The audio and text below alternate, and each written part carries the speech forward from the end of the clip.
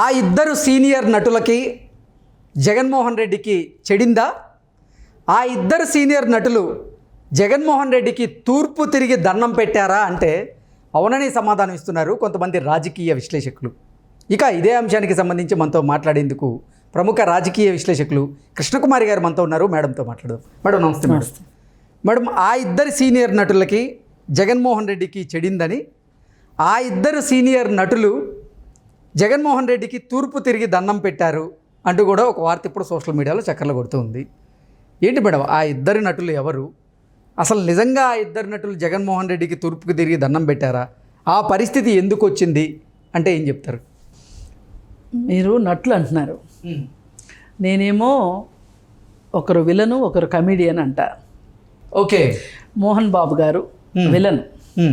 ఆయన ఎంత హీరోగా చేసినా కానీ ఆయన విలన్గానే గుర్తింపు పొందారు. ఇప్పుడు మోహన్ బాబు ఎన్నో రూపాలు మార్చుకుని ఒక లెజెండరీగా స్థిరపడదాం అనుకున్నా కానీ ఆయనకి పాపం ఎందుకో కాలం కలిసి రాలేదు. ఆయన విలన్గానే గుర్తుండిపోయారు.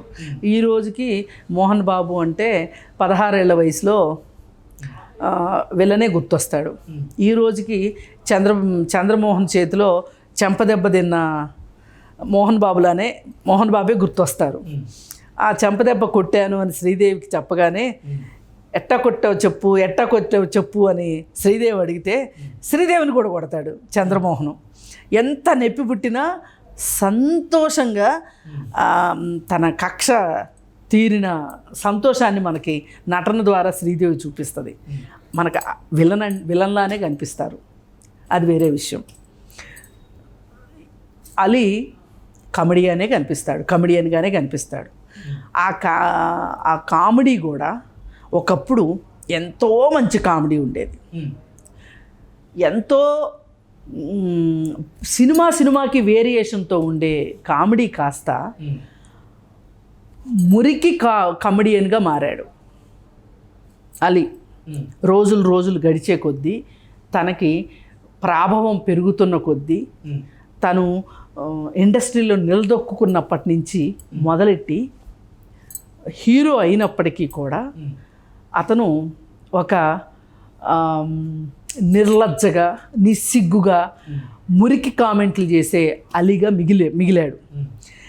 అలా మిగిలిన అలీ చివరికి మళ్ళీ వాషింగ్ పౌడర్ నిర్మాలాగా శుభ్రం చేసుకొని రాజకీయ అవతారం ఎత్తుదాం అనుకున్నాడు. నిజానికి పవన్ కళ్యాణ్తో చాలా మంచి స్నేహం ఉండేది. అలాగే చిరంజీవితో కూడా చాలా మంచి గొప్ప స్నేహం ఉండేది అలీకి. అయితే కూడా వాళ్ళిద్దరూ ఆయనకైతే ఏమి అన్యాయం చేయలే. వాళ్ళిద్దరూ అలీకి ఏమి అన్యాయం చేయలే. ఎందుకంటే అలీతో వాళ్ళు ఏమీ సినిమాలు తీయలేదు, అలీతో ఏమి వ్యాపారాలు చేయలేదు.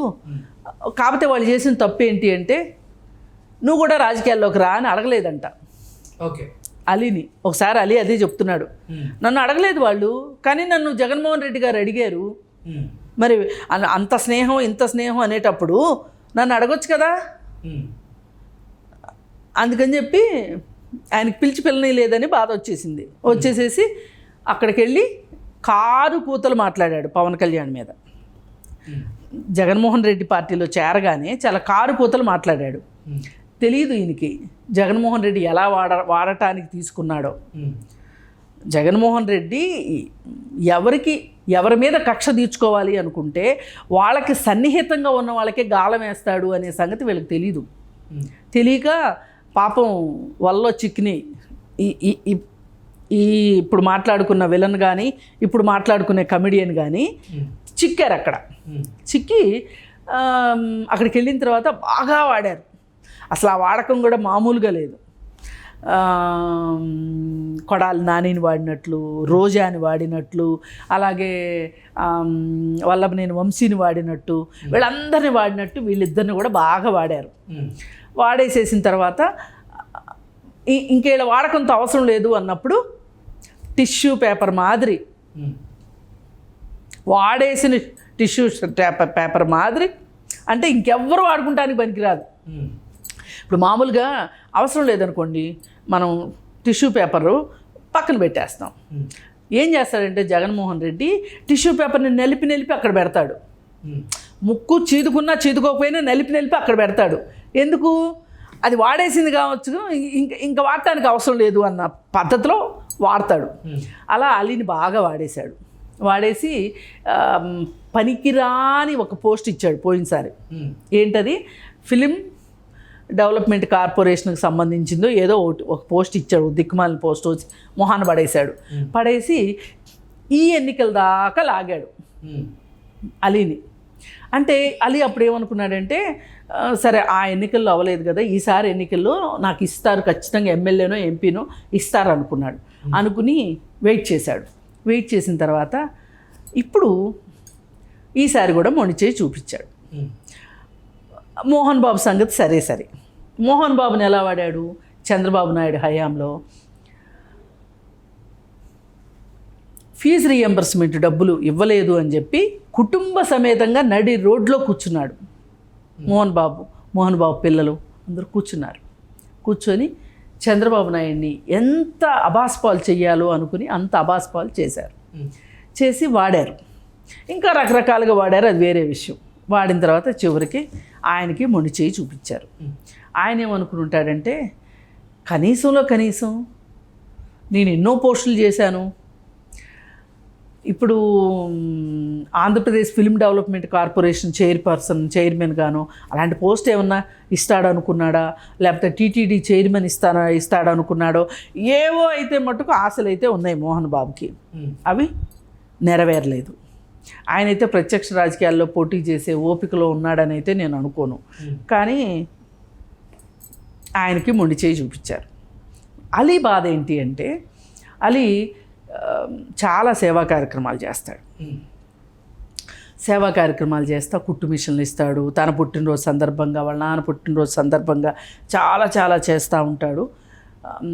అతను పుట్టింది పెరిగింది రాజమండ్రి వైపు. ఆ ఏరియాలో టికెట్ ఇస్తే పోటీ చేసి ఆ ఏరియాలో వాళ్ళ నాన్న టైలర్గా పనిచేస్తుంటే కుటుంబ పోషణార్థం చాలా చిన్నప్పుడే సినిమాల్లోకి వచ్చి కుటుంబాన్ని పైకి తీసుకొచ్చిన అలీ అప్పుడు చాలా గొప్ప పాత్ర పోషించాడు కుటుంబం విషయంలో. ఒక కొడుకుగా ఎంత చెయ్యాలో అలీ అంత చేశాడు. అది తల్లి ఎప్పుడూ చెప్తూనే ఉంటుంది తన కొడుకు గురించి. అయితే ఆ అలీకి ఏమనిపించింది అంటే, నేను రాజకీయాల్లోకి వచ్చి ఆ ఏరియాలో నాకు డబ్బుంది, నేను సేవ చేస్తున్నా, నేను ఇంకాస్త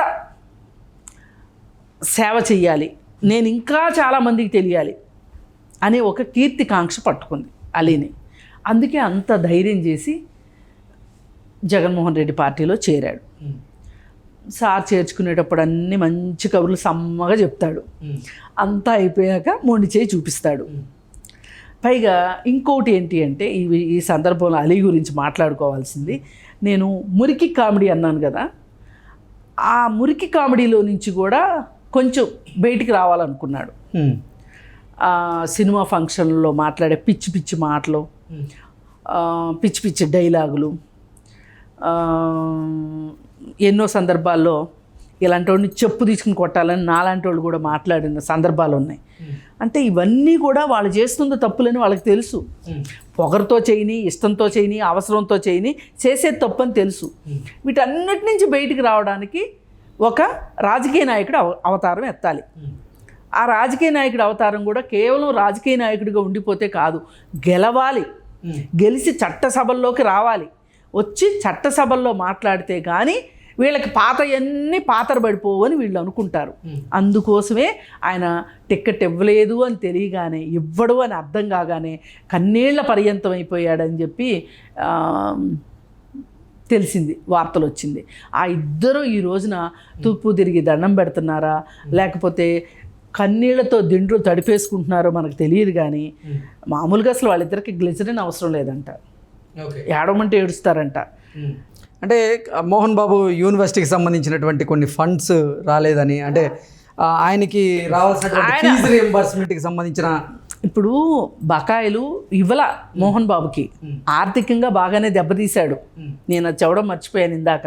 ఆర్థికంగా బాగా దెబ్బతీశాడు. నేను కేవలం రాజకీయ కోణం గురించే మాట్లాడా. ఆర్థికంగా దెబ్బతీశాడు. ఆర్థికంగా దెబ్బతీసి పైగా ఇంకొకటి ఏంటి అంటే, మోహన్ బాబు చిన్న కొడుకు భూమా ఫ్యామిలీ సంబంధించిన అమ్మాయిని పెళ్లి చేసుకోవద్దు అని చెప్పి మోహన్ బాబు అడ్డం పడ్డం వెనకమాల కూడా జగన్మోహన్ రెడ్డి హస్తం ఉంది. అయినా కానీ మంచు మనోజు ఎందువల్ల అయితే తన పెళ్ళి ఆగిపోయే పరిస్థితి వచ్చిందో, తండ్రి దగ్గర నుంచి తండ్రి సంతోషంగా తన పెళ్ళి చెయ్యలేదు అని మనోజ్ ఎంత బాధపడకపోతే నిన్న ఆ స్టేట్మెంట్ ఇచ్చుంటాడు. కుటుంబాలకి న్యాయం చేయని వాళ్ళకి ఓట్లు వేయకండి అని చెప్పి అన్నాడు కదా. ఆ బాధ అతనితో అలా మాట్లాడిపించింది. పైగా రాష్ట్రం గురించి కూడా చాలా పాజిటివ్గా అతను ఈ రాష్ట్రానికి ఏం కావాలి అనే దాని గురించి కూడా మాట్లాడాడు. అంటే తన ఒక్కడిదే స్వార్థం కాకుండా రాష్ట్రం కోసం కూడా మాట్లాడాడు. 2 విషయాలు ప్రస్తావించాడు అతను. అయితే ఈ కోపాలన్నీ ఉన్నాయి మోహన్ బాబు మీద. కొడుకుని కంట్రోల్ చేయలేదు అంటే ఈ డబ్బుల్ని తన అవసరాలన్నీ తీరిన తర్వాతనే ఇద్దాం అనుకున్నాడా, అన్నీ అయిపోయిన తర్వాత ఎగ్గొడదాం అనుకున్నాడో జగన్మోహన్ రెడ్డికే తెలియాలి అది, ఆ రహస్యం ఏదో. ఏది ఏమైనా యాతావాత వస్తే గనక మోహన్ బాబుని రాజకీయంగా కావచ్చు, లేదంటే ఏదైనా ఒక నామినేటెడ్ పోస్ట్ ఇస్తానని ఇవ్వకపోవటం కావచ్చు, ఆర్థికంగా కావచ్చు, మోహన్ బాబుని బాగానే దెబ్బతీశాడు. అలీని కూడా ఇలా దెబ్బతీశాడు కాబట్టి, అలీ ఆశల మీద నీళ్లు జల్లేశాడు కాబట్టి, అందుకే ఆ నీళ్లు కాస్త అలీ కళ్ళల్లో నుంచి పాపం ఎంత కమెడియన్లైనా వాళ్ళు ఏడుస్తారు కదండి. పాపం మనం కూడా ఇప్పుడు ఎంత విలన్ అయినా వాళ్ళకి బాధ ఉంటుంది, వాళ్ళకి కన్నీళ్ళు ఉంటాయి. అలాగే ఎంత కమెడియన్ అయినా ఈయనకి బాధ ఉంటుంది, ఈయనకి కళ్ళల్లో కన్నీళ్ళు ఉంటాయి. ఏది ఏమైనా మనం మటుకు వాళ్ళ బాధలుని మనం కొంచెం సహానుభూతిని పొందితే బాగుంటుంది అనుకుంటున్నాం. Okay madam, thank you so much.